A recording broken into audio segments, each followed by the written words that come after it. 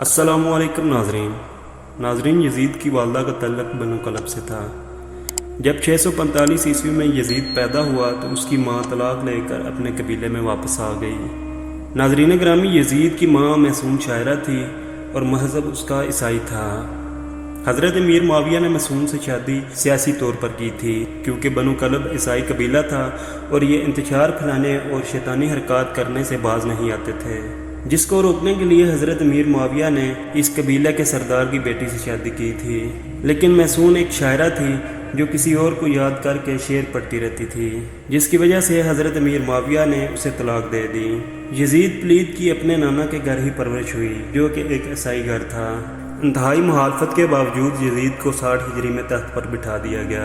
हुकूमत मिलते ही यजीद ने मदीना में मौजूद गवर्नर को खत लिखा कि हर सूरत अब्दुल्ला बिन ज़ुबैर, अब्दुर्रहमान बिन अबी बकर, अब्दुल्ला बिन उमर और नवासा रसूल सल्लल्लाहु अलैहि वसल्लम से हर सूरत मेरी बैत लो।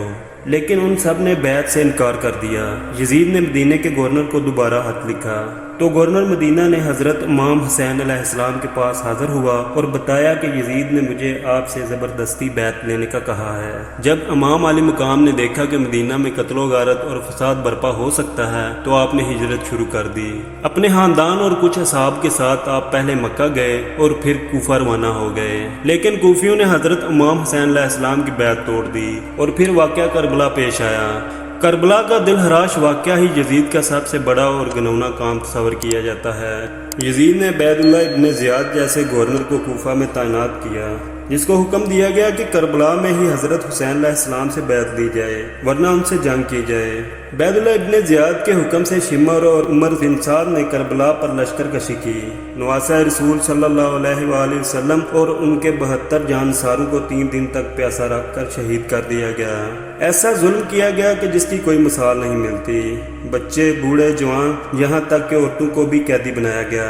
औरतें भी कोई आम औरतें नहीं, वो नबी जो वजह कायनात हैं उन्हीं की नवासियाँ थीं। फिर यजीद के दरबार में जब इमाम हुसैन अलैहिस्सलाम का सर मुबारक पेश किया गया तो उस पलीद ने आपके सर मुबारक की भी तौहीन की और कुछ ऐसे इशार पड़े कि बाद तारीख दान तो यजीद को फासिक फाजिर होने के साथ साथ काफिर भी करार देते हैं। आखिर क्या वजह थी कि यजीद ने उबैदुल्लाह इब्न ज़ियाद, शिमर और उमर बिन साद को अहले बैत को शहीद करने की सजा क्यों न दी गई? क्यों वाक़या करबला के बाद भी यजीद की मौत तक उबैदुल्लाह इब्न ज़ियाद कूफा और बसरा पर यजीद की तरफ से हुक्मरानी करता रहा? नाज़रीन ग्रामी, 63 हिजरी में मदीना के लोग यजीद की बैत तोड़ देते हैं तो यजीद की फौज मदीना पर हमला करती है, जिससे वाक़या हरा पेश आता है, जिसमें 80 सहाबा कराम, महाजिरीन और इंसार में से 700 ताबईन और इसके अलावा 10,000 मुसलमानों को बेदर्दी से कत्ल किया जाता है।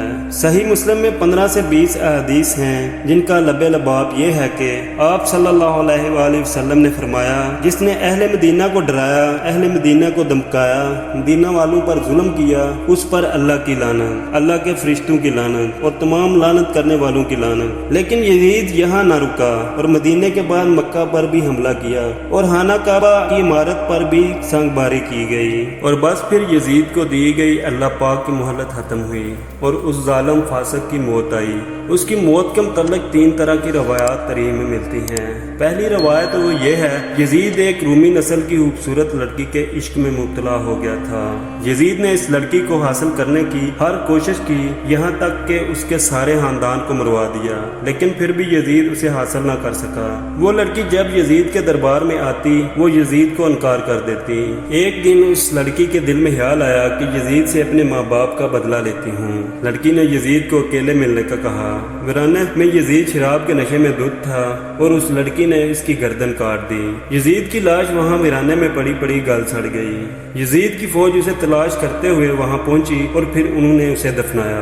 यजीद की मौत की दूसरी रवायत यह है कि 64 हिजरी में यजीद एक इंतहाई खतरनाक और गंदी बीमारी में मुब्तला हुआ, जिससे उसकी आंतें जल गई थीं, जिसकी वजह से वो तड़पता रहता था। प्यास उसे शिद्दत से लगती थी, लेकिन गला इस कदर बंद था कि एक कतरा भी हलक से नीचे नहीं उतरता था। تھا, اگر جاتا تھا تو آنتیں درد کرنے لگ جاتی تھیں.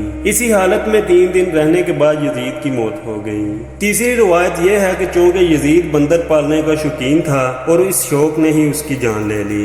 ایک دن یزید نے ایک بندر کو وحشی خچر پر بٹھا دیا اور خود اس کے پیچھے گھوڑا لے کر روانہ ہو گیا. جنگل میں پہنچ کر گھوڑے نے یزید کو اپنی پیٹھ سے گرا دیا اور یزید کا پاؤں گھوڑے کی رکاب میں پھنس گیا اور گھوڑا دوڑتا رہا اور یزید کا سر پتھر پر جا ٹکرایا, لیکن گھوڑا پھر بھی نہ رکا, یہاں تک کہ اس کا پورا جسم پامال ہونے لگا. یزید کی فوج نے جب یزید کی لاش دیکھی تو کہنے لگے حسین ابن علی کے خون کی یہی سزا ہے.